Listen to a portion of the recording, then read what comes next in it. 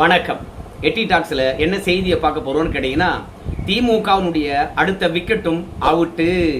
அடுத்தடுத்து கைவிடும் ஸ்டாலின். தன்னை காப்பாற்றிக் கொள்வாரா இல்ல தன்னுடைய மகனை காப்பாற்றிக் கொள்வாரா, அப்புறம் கட்சியில் இருக்கக்கூடிய முன்னாள் அமைச்சர்களை காப்பாற்றுவாரா? அதனால தன்னையும் தன் பிள்ளையும் காப்பாற்றிக் கொள்ள வேண்டும் என்றே அவர் முயற்சி எடுக்கின்றார். பெங்களூர்ல குடகுல போயிட்டு நம்ம உதயநிதி ஸ்டாலின், அன்பில் மகேஷ் பொய்யாமொழி மற்றும் ஸ்டாலின், சபரீசன் எல்லாருமே ஒரு வார காலம் தங்கினாங்க. அங்க பாஜக திமுக கூட்டணி உருவாக வேண்டும் என்று பேச்சுவார்த்தை நடத்தினாங்க. பாஜக பொறுத்த வரைக்கும் உங்க பேர்ல ஏகப்பட்ட ஊழல் புகார் இருக்குது, திடீர்னு உங்ககிட்ட நாங்க கைகோர்த்தோம் என்றால் பாஜக பேர் கெட்டு போயிடும். ரெண்டாவது, எங்க கூட்டணியில அதிமுக இருக்குது, இன்னும் அவங்க வெளியேறவில்லை, நாங்க எந்த கூட்டணியும் நீங்க வெளியேறி போங்க அப்படின்னு சொன்னதில்லை, அதனால அதிமுக கூட்டணியில் இருப்பதனால நாங்க திடீர்னு திமுகவை சேர்க்க முடியாது அப்படின்னு சொல்லி போட்டாங்க பாஜக. திமுக எவ்வளவோ முட்டி பார்த்தது, கடைசியில கூட்டணிக்கு பாஜக ஒத்துக்கொள்ளவே இல்லை. கடைசியில பாஜக கிட்ட திமுக தலைமையானது ஒரு கோரிக்கை வச்சது, எங்க வேணாலும் திமுகவில் கை வைங்க, ஆனா என்னையும் என் பிள்ளையும் என் மருமகளையும் என் மருமகனையும் தயவு செய்து எதுவும் பண்ணிடாதீங்கப்பா அப்படின்னு பாஜக கிட்ட கோரிக்கை வச்சாங்க. ஸோ அந்த கோரிக்கையை ஏற்றுக்கொண்ட பாஜக அடுத்தடுத்து இருக்கக்கூடிய அமைச்சர்களை கைது பண்ணாது விட்டுருவாங்களா? அதுலேயும் பகிங்கரமாக ஊழல் புகார் வந்திருக்குதே, எப்படி காவல்துறையானது கம்முன்னு இருக்கும்?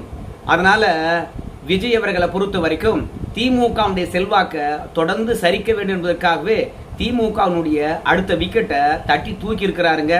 பாஜக காப்பாற்ற போறதில்லை, அதனால துணிச்சலாகவே களம் இறங்கி இருக்கிறது காவல்துறை. யாருப்பா திமுகவுடைய அடுத்த விக்கெட்டு அப்படின்னு பார்க்கும்போது நம்முடைய அன்பில் மகேஷ் பொய்யாமொழி அவர்கள் தானுங்க. ஏற்கனவே பள்ளி கல்வித்துறையில ஏகப்பட்ட ஊழல் நடந்திருக்குது அப்படின்னு ஒரு குற்றச்சாட்டு இருந்து கொண்டே இருக்கிறது.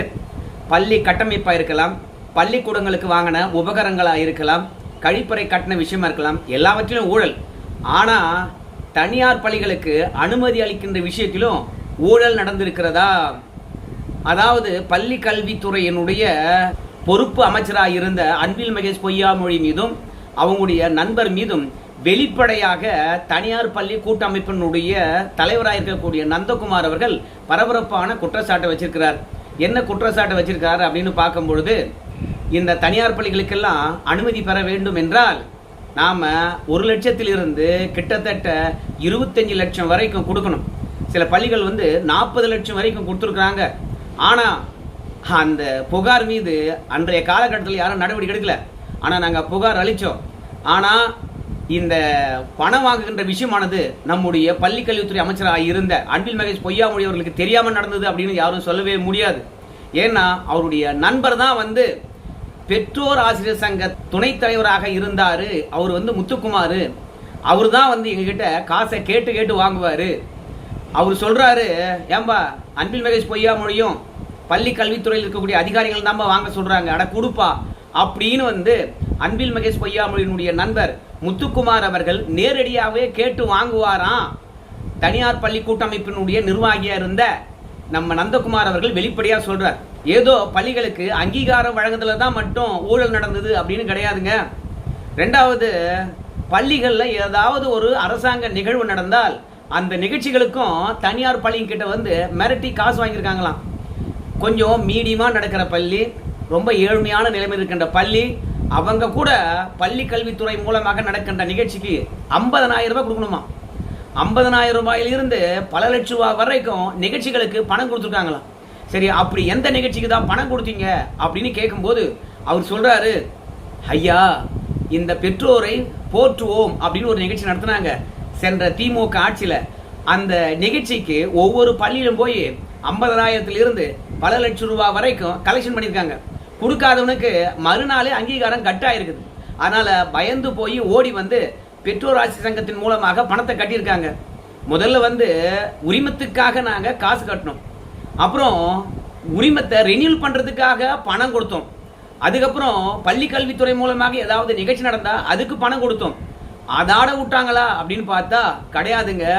சென்ற ஆட்சியினுடைய உச்ச கொடுமை என்னன்னு கேட்டீங்கன்னா, இந்த திமுக கட்சிக்கார மாவட்டத்துக்கு மாவட்டம் 10-20 மாநாடு போடுவான். அந்த 10-20 மாநாட்டுக்கும் தனியார் பள்ளி வாகனத்தை பயன்படுத்துவானுங்க. அதுவும் ஞாயிற்றுக்கிழமை சனிக்கிழமை தாங்க மாநாடு போடுவானுங்க. அந்த மாநாட்டுக்கு வாகனத்தை கொண்டு வர சொல்லுவாங்க. நாங்களும் வாகனத்தை கொண்டு செல்வோம், டிரைவரை போட்டு அனுப்புவோம். ஏப்பா போப்பா, நிகழ்ச்சி ஏற்பாட்டாளரை பொறுத்த வரைக்கும் டீசல் போட்டுக்குவாங்க அப்படின்னு சொல்லுவோம் நாங்க. ஆனா இந்த பாருங்க, உங்க பள்ளிக்கூடத்துக்கு வாகன அனுமதி வேணும்னா நீங்களே டீசல் போட்டுக்கிட்டு வாங்க அப்படின்னு சொல்லிட்டு பஸ் லைசன்ஸை கேன்சல் பண்ணிவிடுன்னு சொல்லிட்டு மிரட்டி இந்த மாநாட்டுக்கு நாங்க பஸ் அனுப்பிச்சா அந்த பஸ்ஸுக்கான டீசலையும் நாங்களே போட்டுக்கணுங்க. திருவண்ணாமலையில மாநாடு நடந்தா நாங்க வந்தவாசிலிருந்து கிட்டத்தட்ட 100 கிலோமீட்டருக்கு டீசல் போட்டுக்கிட்டு ஆளை கூட்டு போகணும். இப்படி 100-200 கிலோமீட்டருக்கு பஸ் எடுத்துட்டு போக முடியுங்களா சும்மாவே? அப்படி சென்ற ஆண்டுல முழுமையா எங்களை சீரழிச்சாங்க அப்படின்னு சொல்லிட்டு தனியார் பள்ளி கூட்டமைப்பானது யாரெல்லாம் வாங்கினாங்க, எவ்வளவு வாங்கினாங்க, எங்களை எப்படியெல்லாம் தொல்லை கொடுத்தாங்க, எங்களுக்கு எப்படியெல்லாம் தொல்லை கொடுத்தாங்க அப்படின்ற விஷயத்த போட்டு உடைச்சிருக்கிறாங்க. சரிப்பா, இவ்வளவு தூரம் பேசுறாங்கல்ல, இந்த அரசாங்கமானது நடவடிக்கை எடுக்குமா அப்படின்னு கேட்டா, பள்ளி கல்வித்துறை அமைச்சர் பல நாளுக்கு பிறகு இப்போதுதான் வாய் திறந்திருக்கின்றார். பள்ளி கல்வித்துறையில சென்ற ஆட்சியில ஏகப்பட்ட ஊழல் நடந்திருப்பதாக வெளிப்படையா பேசுறீங்க. ரொம்பவே மகிழ்ச்சியா இருக்கிறது. யார் ஊழல் செய்தாங்க அப்படின்னு சொல்லிட்டு நீங்க நினைக்கிறீங்களோ, யாரு உங்ககிட்ட காசு வாங்கினாங்க அப்படின்னு தெரியுதோ அவங்க மீது சிம்பிளா ஒரு புகார் மட்டும் கொடுங்க, நாங்க அவங்கள சட்டத்தின் முன்பாக நிறுத்துறோம் அப்படின்னு உறுதியளித்திருக்கின்றார். நீங்க புகார் அளிங்க, உங்க பெயர்லாம் வெளியே தெரியவே தெரியாது, உங்களை காப்பாற்ற வேண்டியது எங்களுடைய பொறுப்பு அப்படின்னு சொல்லிட்டு தனியார் பள்ளி கூட்டமைப்புக்கு நம்முடைய பள்ளி கல்வித்துறை அமைச்சர் ராஜ்மோகன் அவர்கள் வேண்டுகோள் வச்சிருக்கின்றார். இப்ப நிறைய புகார்கள் தமிழ்நாடு முழுவதும் புற்றுஈசல் போல பெருகுகிறதாம். இந்த புகார்கள் ஒட்டுமொத்தமாக தொகுக்கப்பட்டு சரிபார்க்கப்பட்டு காவல்துறையானது விரைவாக நடவடிக்கை எடுக்க போதாம். இப்ப அன்பில் மகேஷ் பொய்யாமுடைய நண்பர் தான் லஞ்சவாங்கன்னு சொல்றாங்க. அது மட்டும் கிடையாது, இன்னொரு கொடுமையை போட்டு உடைச்சிருக்காங்க தெரியுமா? இத்தனை நாளும் அன்பில் மகேஷ் பொய்யாமொழிலாம் நம்ம என்ன நினைச்சிட்டு இருந்தோம். ஆனா அன்பில் மகேஷ் பொய்யாமொழியினுடைய ஆபீஸ், குறிப்பா சொல்லணும்னா பள்ளி கல்வித்துறையினுடைய அலுவலகம் நுங்கம்பாக்கத்தில் இருக்குது. அது பல மாடி கட்டிடங்கள் கொண்டதுதான். ஆனா கீழ்த்தளத்துல பள்ளி கல்வித்துறை இருக்குல்ல, அந்த அலுவலகம் செயல்படுமா. 2ஆம் மாடியில யார் யாரெல்லாம் பணம் கொடுக்கணுமோ லஞ்சமாக அவங்க போய் அங்க பணத்தை கப்பம் கட்டிட்டு வரணுமா. மேல லஞ்சம் வாங்கிக்கின்னு கீழே பாத்தீங்கன்னா அனுமதி கொடுத்துருவாங்களாம். சோ அந்த மாதிரி வெளிப்படையாகவே லஞ்சம் கைமாறி இருக்குதான். பள்ளி கல்வித்துறையானது மாணவர்களுக்கு எந்த அளவுக்கு தரமான கல்வியை கொடுக்கலாம், மாணவர்களுடைய பயத்தை எப்படி போக்கலாம், நீட்டை எப்படி மக்கள் எதிர்கொள்வதற்கான, அதாவது மாணவர்கள் எதிர்கொள்வதற்கான வழியை பார்க்கலாம் அப்படின்லாம் சிந்திக்காம பள்ளி கல்வித்துறையினுடைய ஆபீஸினுடைய மேல் தளத்திலேயே கட்டுக்கட்டால் லஞ்சம் வாங்கியிருக்காங்கப்பா. ஸோ இப்போ சொல்லுங்க, நம்முடைய அன்பில் மகேஷ் பொய்யாமொழி அவர்கள் தப்பிப்பாரா? திமுகவினுடைய முதல் விக்கெட் யாரு? செந்தில் பாலாஜி. அவர் இல்லை என்றாலும் கூட அவங்க தம்பி உங்க எல்லாருக்குமே தெரியும். ஏற்கனவே காவல்துறையானது சல்லடை போட்டு தேடிக்கொண்டிருக்குது. அவரு அகப்படவே இல்லை, ஆந்திராவில் பதுங்கி இருக்கிறாரு அப்படின்ற ஒரு தகவல் மட்டும் நமக்கு கிடைக்கிறது. நமக்கு கிடைச்ச தகவலானது காவல்துறைக்கு கிடைக்காதா? ஆனா காவல்துறையை பொறுத்த வரைக்கும் இப்போதைக்கு கைது செய்யாது. ஏன்னா மத்திய அரசாங்கமானது பயமுறுத்திக்கினே இருக்கியா, கைதுலாம் பண்ணாதியா அப்படின்னு சொல்லி வச்சிருக்காங்க. ஏன்னா பார்லிமெண்ட்ல ஒரு சட்ட மசோதா கொண்டு வர போறாங்க, அதுக்கு திமுக ஆதரவளிக்க வேண்டும். ஆதரவளிச்சிங்கன்னா முன்னாள் அமைச்சர்களையும் அவங்க சொந்த பந்தங்களையும் காப்பாற்றும்.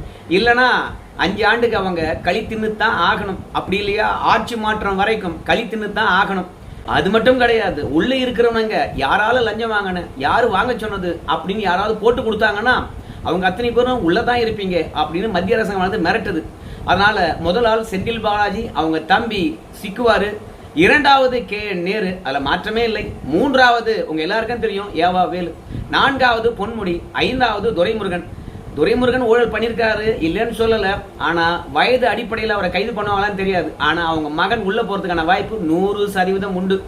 அப்புறம் சேகர் பாபு, கீதா ஜெவன், அனிதா ராதாகிருஷ்ணன் என்று சொல்லிட்டு அடுத்தடுத்த விக்கெட்டுகள் வரிசை கட்டி நிக்குது. இதன் மூலமாக அடுத்தடுத்து வருகின்ற தேர்தலில் திமுகவுடைய முன்னாள் அமைச்சர்கள் இல்லாம தான் திமுக தேர்தலை சந்திக்க வேண்டிய நிலை வரும். அதனால அதனுடைய பலமானது தொடர்ந்து சரிகிறது.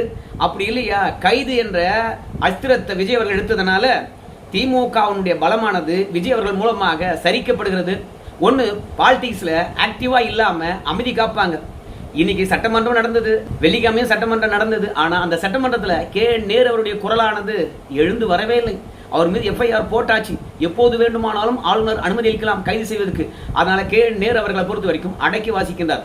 அவ்வப்போது ஏவா வேலு மட்டுமே பேசிக் கொண்டிருக்கின்றார். அது கூட முல்லை பெரியாறு மற்றும் காவிரி தொடர்பான பிரச்சனைக்கு தான் குரல் கொடுத்திருக்கின்றார். சட்ட ஒழுங்கு பற்றியெல்லாம் அவர் பேசல.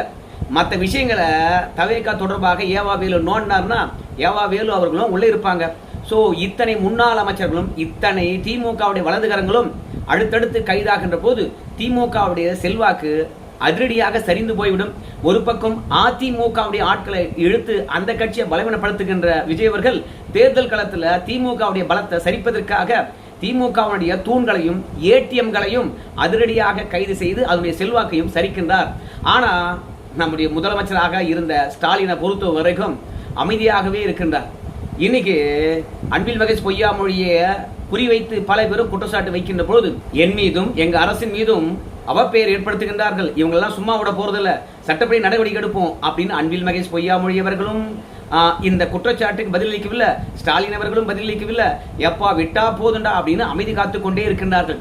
இந்த அமைதி காப்பது நம்முடைய அன்பில் மகேஷ் பொய்யாமொழி எப்படி போனா எனக்கு என்னப்பா, செந்தில் பாலாஜி எப்படி போனா எனக்கு என்னப்பா, நான் மாட்டாம இருந்தா போதும், என் குடும்பம் மாட்டாம இருந்தா போதும் என்று ஒதுங்கி நிற்கின்றாரா நம்முடைய ஸ்டாலின் அவர்கள் அப்படின்னு தெரியல. ரெண்டாவது, ஏன் தான் அன்பில் மகேஷ் பொய்யாமொழி அவர்கள் இத்தனை குற்றச்சாட்டுகள் வருகின்ற போதும் அமைதியா இருக்கின்றாருன்னு தெரியல. மௌனம் சம்மதம் அப்படின்றதான் எல்லாருடைய கூற்றும். அப்படி இருக்கும்போது அன்பில் மகேஷ் பொய்யாமொழி அவர்கள் நீதிமன்றத்தில் பார்த்துக்கலாம், அவங்க வழக்கு தொடுக்கும் போது பார்த்துக்கலாம் அப்படின்னு சொல்லிட்டு அமைதியா இருக்கின்றாரா? நாம் ஒரு எதிர்மனை ஆற்ற போய் அதை நாமளே கிளறி விட்ட மாதிரி ஆயிடும் இல்லையா? அதனால குற்றச்சாட்டு வைக்கிறவன் குற்றச்சாட்டு வச்சுட்டே போட்டோம், ஆனா வழக்குன்னு வருகின்ற போது எதிர்கொள்ளலாம் என்று அமைதியா இருக்கின்றார் நம்ம தெரியுங்க. ஸோ மொத்தத்தில் அன்பில் மகேஷ் பொய்யாமொழியுடைய அமைதியும் கட்சிக்காரங்களை காப்பாற்ற வேண்டிய ஸ்டாலின் அவருடைய அமைதியும் திமுகவினுடைய எதிர்காலம் கேள்விக்குறி ஆகிற மாதிரி தெரியுது. விஜய் அவர்கள் தொடர்ந்து அதிரடி காட்டிக்கொண்டே இருக்கின்றார். அடுத்தடுத்து கைது செய்வதற்கு காவல்துறையை முடுக்கிவிட்டுக் கொண்டே இருக்கின்றார். திமுகவுடைய நிலைமை என்ன ஆக போகுது என்பது தெரியலைங்க. திமுக விக்கெட்டுகள் அடுத்தடுத்து விழுகின்ற போது அதிமுகவுக்கு செல்வாக்கு கூடுமா?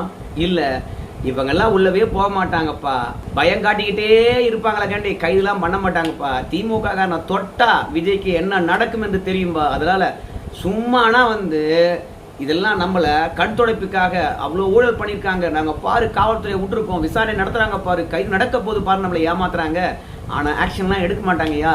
அப்படி ஆக்ஷன் எடுக்கிறதா இருந்தால் விஜய்க்கு பெரும்பான்மை வேணுங்கய்யா. பெரும்பான்மை இல்லாதனால கூட்டணி கட்சிகள்லாம் பார்த்தீங்கன்னா அரசியல் பழி வாங்குதுல விஜய் அவர்களும் கையில் எடுத்து விட்டாரோ என்று நெருக்கடி கொடுப்பாங்க. அதனால இந்த கைது அரங்கேறாது அப்படின்னு சொல்றாங்க. சரி பார்க்கலாம் பொறுத்து என்ன நடக்க போகுதுன்னு சொல்லிட்டு. நன்றி நண்பர்களே.